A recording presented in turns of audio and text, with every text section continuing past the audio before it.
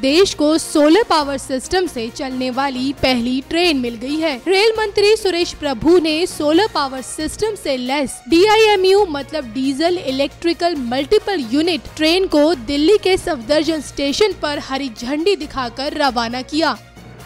Solar power system से lace इस train में कुल 10 कोच हैं। इस ट्रेन के 8 कोच की छत पर 16 सोलर पैनल लगे होंगे।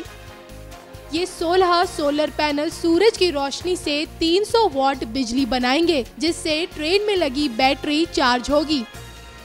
इन बैटरियों से ट्रेन की सभी लाइट, पंखे और इंफॉर्मेशन सिस्टम भी चलेगा। आपको बता दें कि इस ट्रेन से साल भर में 21,000 लीटर डीजल की बचत होगी।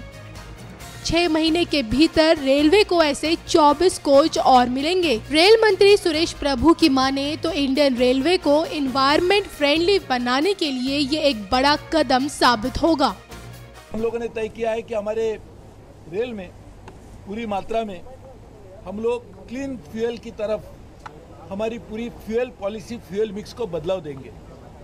उसी को ध्यान में रखते हुए आज सोलर फायर्ड ट्रेन अभी यहाँ से डेमो ट्रेन चलेगी और उसका लाभ बड़ी मात्रा में रेल को भी होगा, समाज को भी होगा, देश को भी होगा। आपको बता दें कि DIMU train multiple unit train होती है। इस ट्रेन को इंजन के जरिए बिजली मिलती है, लेकिन डीजल से चलाने के लिए इस ट्रेन में अलग से डीजल जनरेटर लगाना पड़ता है। इस सिस्टम के आने के बाद अब इसकी जरूरत नहीं होगी।